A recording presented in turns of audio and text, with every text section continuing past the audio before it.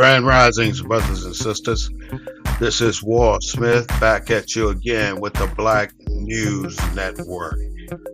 This is from the desk of the Emissary, broadcasting the news from a black perspective. We don't own the rights to the music, but we do own the rights to what we say.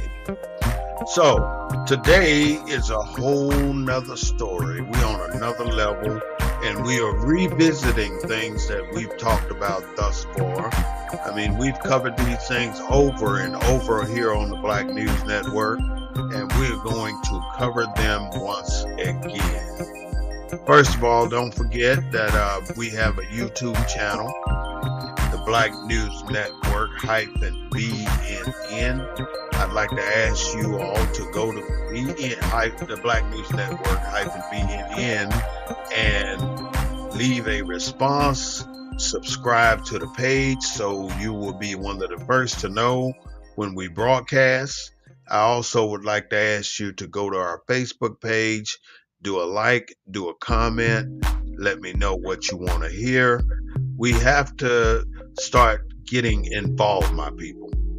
We have to start taking a lean forward in the trench approach, because we are sitting back just waiting and allowing these things to happen.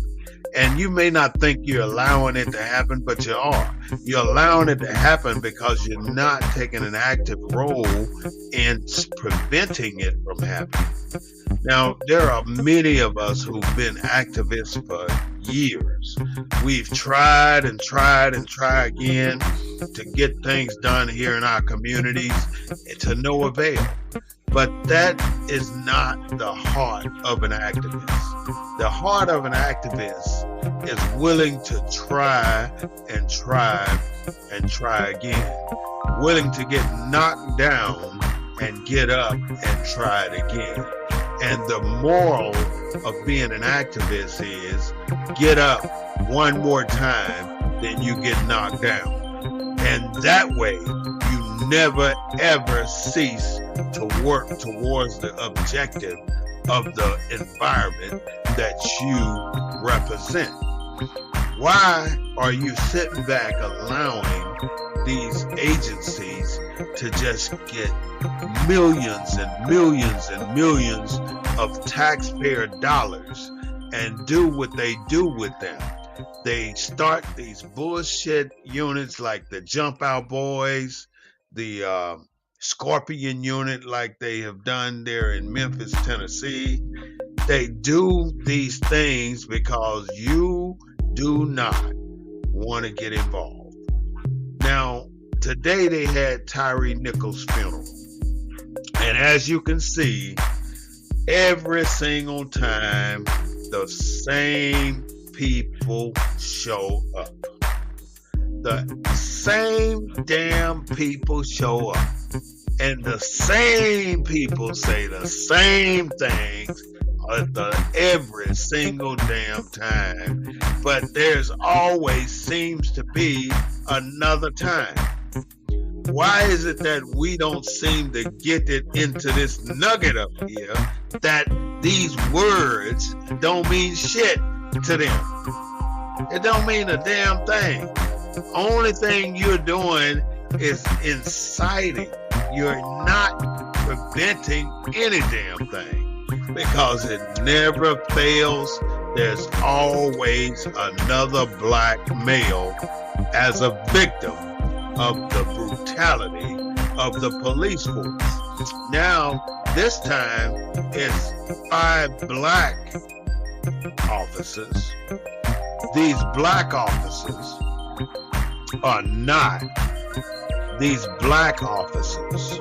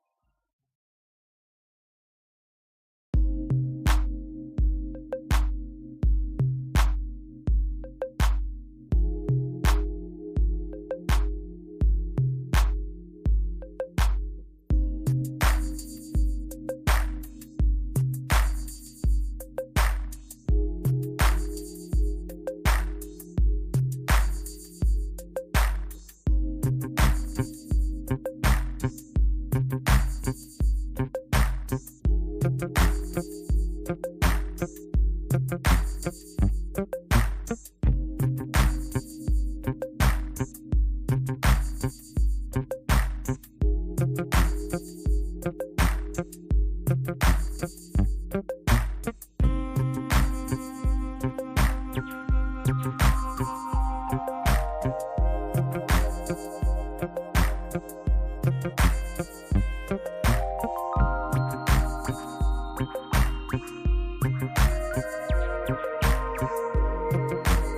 the question to yourself right now, and I will bet 100% of the time you're going to say 4 words: to protect and serve.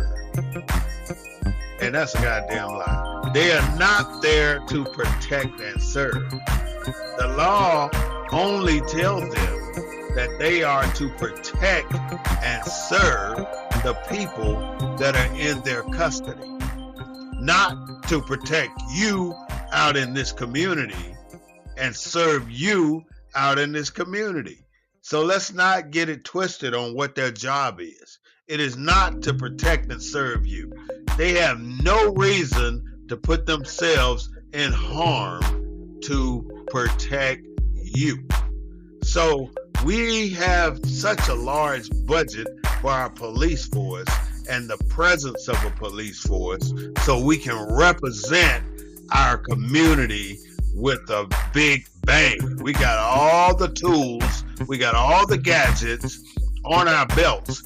And so the cameras became a big thing when too many black people were getting murdered by the police, and you wanted to see what the hell they are doing out there when it comes to them stopping and frisking black folks. So you got the cameras now, and now you know that this is nothing different than what it was 20 years ago when they didn't have the cameras. So now most police departments, out of the 18,000 of them, have body cams.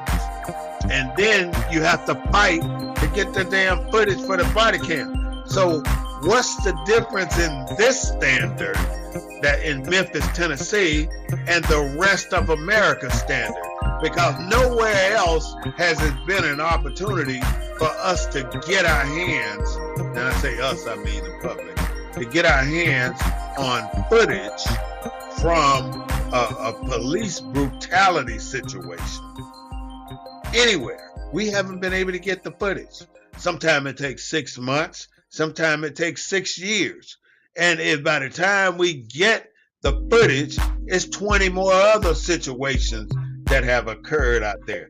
There should be a national standard, and then we try to set that standard where you got less than 30 days to release that body cam footage, and you still don't do it. The government is not running the police force. The police force is running the government. Just like the federal government runs the country, it is not ran by the people, for the people, and of the people. The city governments are becoming the same damn way. It is not by the people, of the people, and for the people. The police have more authority than the people on the street, the voters. The police runs the damn cities. They dictate who comes and goes. Everybody is afraid of the police. Everybody, from the governor, the mayor on down, because they have the authority and the power to arrest your ass. Look at what happened with Greg Simmons. Look at what happened to the District 10 councilman. I can't think of his name. He got arrested with a DUI, but he's still sitting his white ass up there on the city council. Why don't you show some honor and do like Greg Simmons? He resigned right away after he got caught with a DUI. How can you sit your ass up there and attempt to represent a district when you ain't got no morals and no standards? Today, our discussion is about all systems failure. All systems failure. Now, when I say all systems, I don't think there's a single system left in America that's not failing black people. We can start with, let's go all the way back to COVID. when we decided we were going to homeschool our kids. All right, all the school districts going to do some big money spending bullshit. That's what they always do, throw money after shit and think that's supposed to fix it. They get everybody a damn laptop or an iPad, and they make the industry filthy effing rich. That's what they do.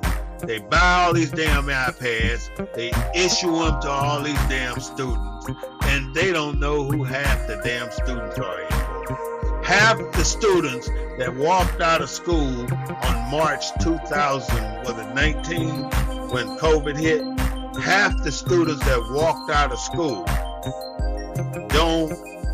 people don't know who they are, where they are, and where they plan to be from this point on. And if they did go back to school last year, then they went back 2 grades behind. In other words, when you went out of school, you were in the 7th grade. And then you come back in school, you're supposed to be in the 9th grade. But do you go back to the 7th grade or do you go to the 9th grade? Because that homeschool bullshit was an all-system failure. None of that shit worked. I mean, I would say less than 10% of the people who went through the homeschool process after being pulled out of school on COVID ended up getting the necessary quality education that they needed to get. Failure number 1. Our people, our kids now are sophomores or in the 9th grade, freshmen if they was in the 7th grade. They're going to school now 2 years behind on every damn thing. And if you miss 2 years of school, then more than likely you'd have lost 40% of what you had already learned. So you're going back to school. Not only are you 2 years behind, you're another 3 to 4 years behind because you done forgot what the hell you've been taught. You've been out of school too long. So you think anybody want to address the damn elephant in the room and these kids being inadequately educated? And now they going into school and everybody's being rowdy. So you put the police in the school to get these kids up out of there that are cutting up in the classroom because they're so damn far behind. What you're trying to put down on that chalkboard is not registering to them. It is too complicated because it's not on the grade level that they are on. Don't you realize that these kids have missed 2 years of school and then another 2 years probably got lost somewhere in the wash because they were not being educated while they were out of school? So you got all these kids out of school and they don't know where they are right now. They're going back to these schoolhouses and they don't know how to act. They don't know how to act because they have not been taught a damn thing over the course of the last 2 or 3 years. So now you got an issue of paying the teachers. Oh, well, if we put a bill out there to pay the teachers more money, then maybe these kids will get educated better. Hell to the no. You can pay them $100,000 just to start, and they kids still are not going to get educated because you got 30 kids sitting in the classroom with one school teacher, and that shit just don't work. The only kids that's going to excel in that classroom are the ones who are extremely attentive to where they plan to go after school. Those are the ones that are going to make it. There are going to be 45% to 90% other ones that are not going to make it. They might make it to a senior in high school with a 5th grade reading level, but they're not going to make it in society because they are not adequately prepared because you're trying to rush their growth and their education. You don't just mature overnight. Just because you passed the 6th grade or 7th grade and you're in the 8th grade or you going to high school next year, your maturity level haven't grown. It grows once you get to school and you surround yourself with more sophisticated children, or more advanced, more mature children. But yet you as an individual have yet to grow, because you are not being seen by your parents or by your teachers or by your counselors as that individual suffering from the knowledge that you have not received. You have not received the knowledge. We've suffered in our school system. We're still suffering in our school system. And we're still expecting young people to come through this system successfully. It's not going to happen. We're suffering economically. We're taking all the properties that black people own and converting them for money that goes away in less than a year. We're getting paid for these properties that were traditionally handed down for generation to generation to generation of black people properties. And now all of a sudden the economy is so screwed right now that these black people that are in control of the properties nowadays, they're selling these properties, and for that little bit of money, a little $30,000, a little $50,000, a little $100,000, and they're losing it.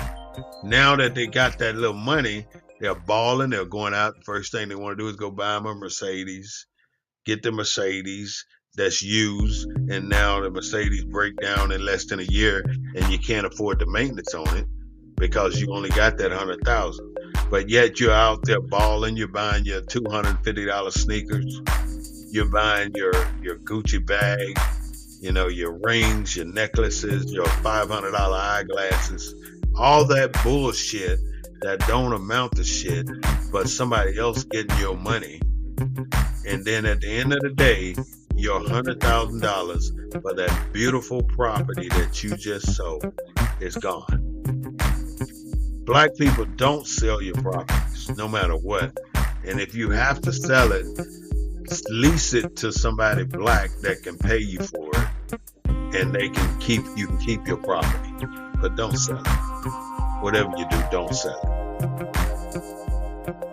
We're screwed when it comes to our jobs. Now they're talking about removing the bachelor's degree requirement in order for you to get a job. And they're removing this bachelor's degree requirement in order to get a job so you can get some more white trailer trash ass white people in these jobs, because black people are qualified. Black people got the bachelor's degrees. Black people are applying for these jobs. But when they see that you're black, they're not going to hire you because they don't want that office to go from white to black. They don't want it to go from white to black. So they're not going to bring in the most qualified people, the most educated people, the most dedicated people are the black people. And they're not going to put you in those positions because they don't want that office turning from black to white.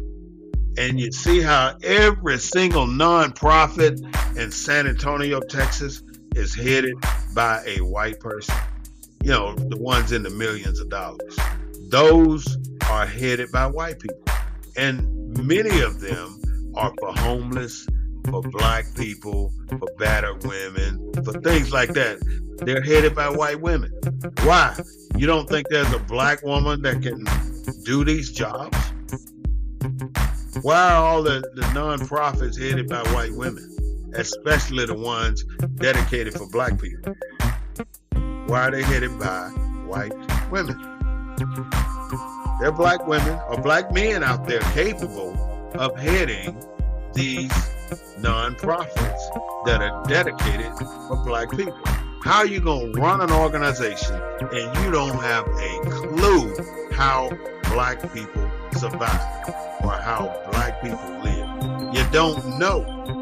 And when you don't know, you can't apply the right tools to take care of those black people. So why are you at the head of a black organization when you don't know how to run it? because you're white and because they want to keep white people in charge no matter what the consequence. The nonprofit can't do shit, but they ain't gonna do shit until you put the right people in charge. Why is it that every time the white folks run a damn agency into the ground, they bring a black person along to fix it, even at the presidential level? Ask George Bush. The legal system, we are being picked up and held in prison without being charged with a charge. There are people been in prison for years right now down here in Bexar County that have not been formally charged with a charge. There are people sitting in prison right now or in jail right now that do not have a probable reason for them to be sitting in jail. They're there because the system wants them there, and ain't nobody can do shit about it. Nobody wants to do shit about it. Nobody wants to take time. Oh, everybody's too damn busy to do any damn thing. You go to the Chancery Clerk's office, you go to the judge office, and they all too damn busy to do anything about the people who have been wronged and who have been placed in jail illegally.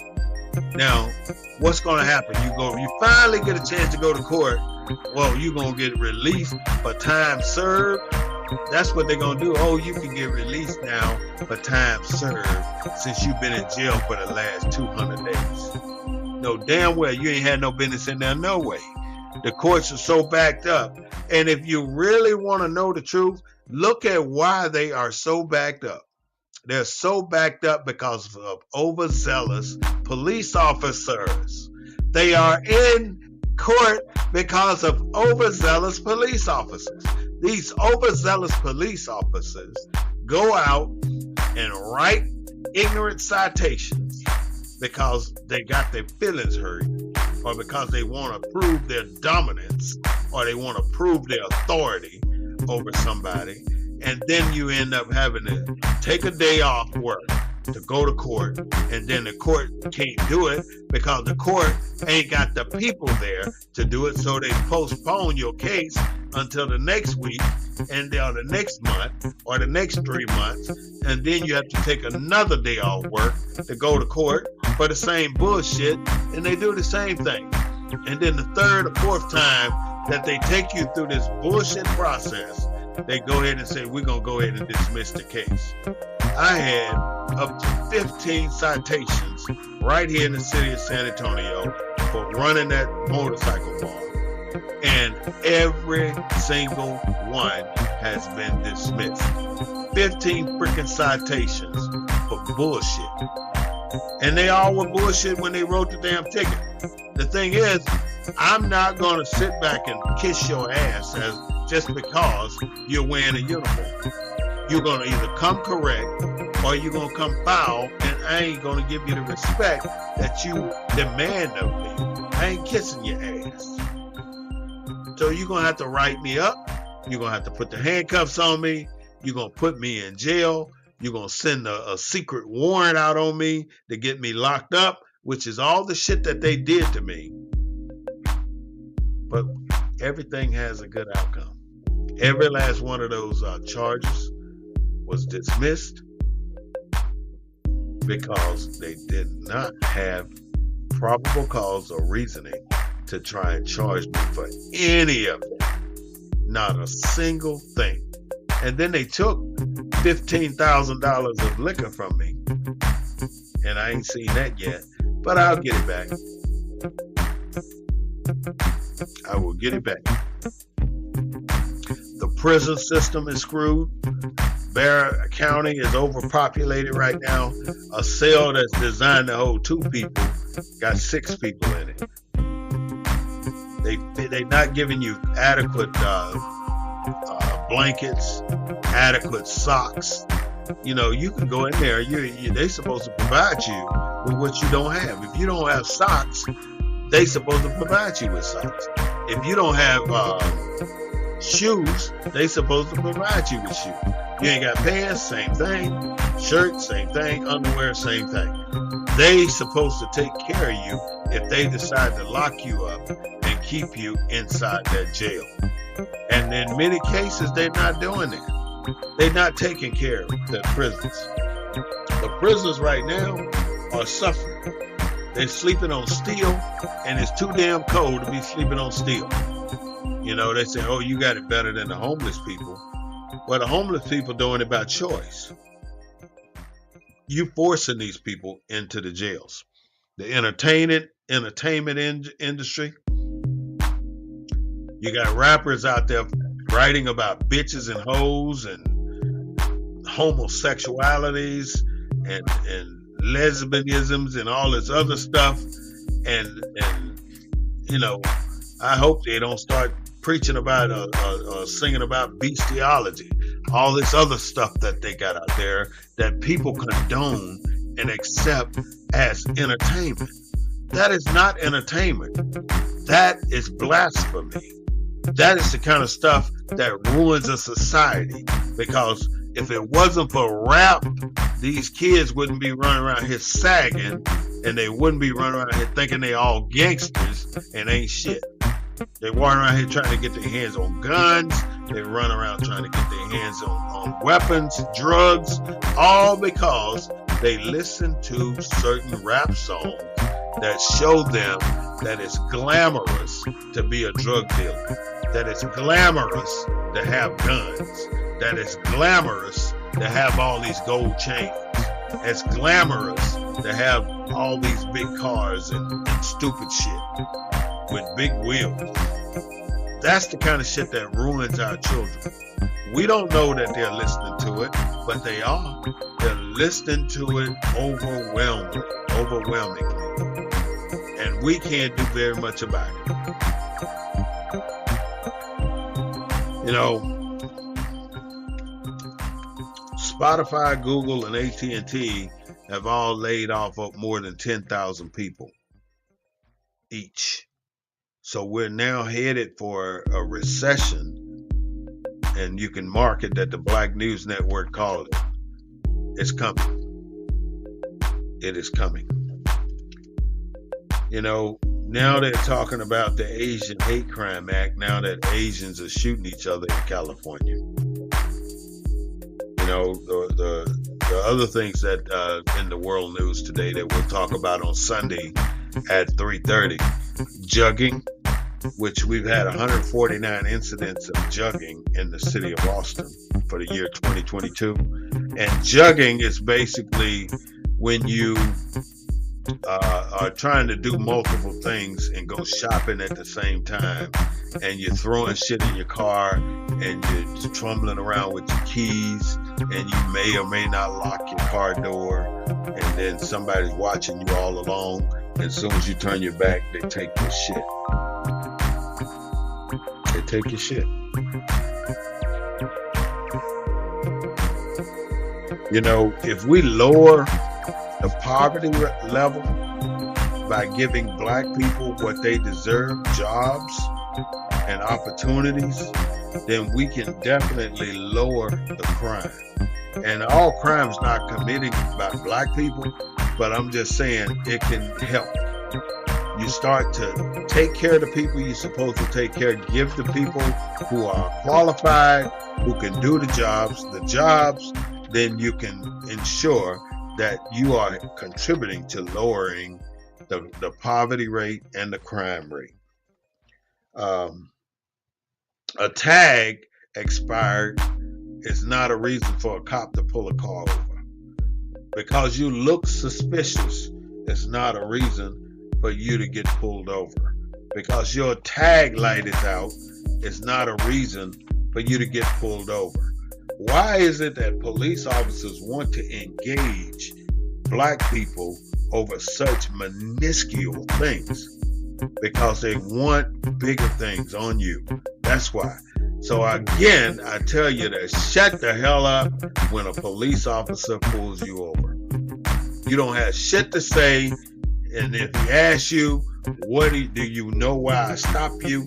That ain't your job to answer the question. Your job is to know why you got pulled over. Don't try to answer the question. You don't have to say, I don't know, because you're not in that officer's mind. You don't know. So don't even attempt to answer why he did something, because you don't know. Just shut the hell up, go through the process, give him what he asked for, and be done.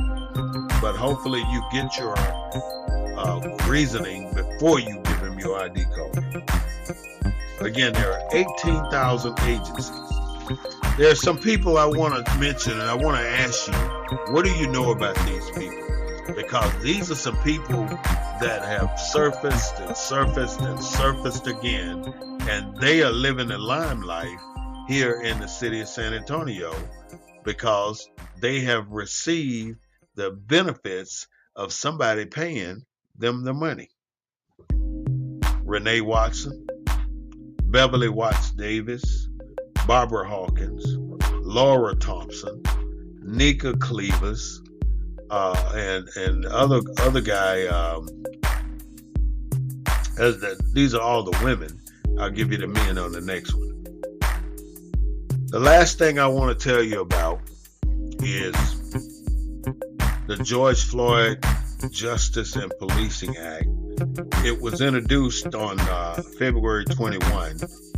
It was passed by the House in March 2021, and it's been sitting in the Senate ever since. So now we're going to see if we can get that shit done. But they want to add another clause to it called the Tyree Nichols Duty to Intervene Act. And now they got the audacity to put some piñatas on the TV when they just got through talking about they beat Tyree Nichols like a piñata. This is the Black News Network, the real voice of Military City, USA, bringing you the news from a black perspective. We do not own the rights to the music, but we do own the rights to what we say. We want to invite you back on Sunday afternoon at 3:30 p.m. for a full version of what we're talking about today. I have so much to talk about. I mean, it's just not enough time in an hour to give you all the information that I've gathered over the last week. I mean, 1 hour might do us fine, and if we go a little bit over, my apologies. But I look forward to seeing you again on Sunday at 3:30 on the Black News Network. Thank you so much for being a member and a participant. Have a nice afternoon, and watch out for the police.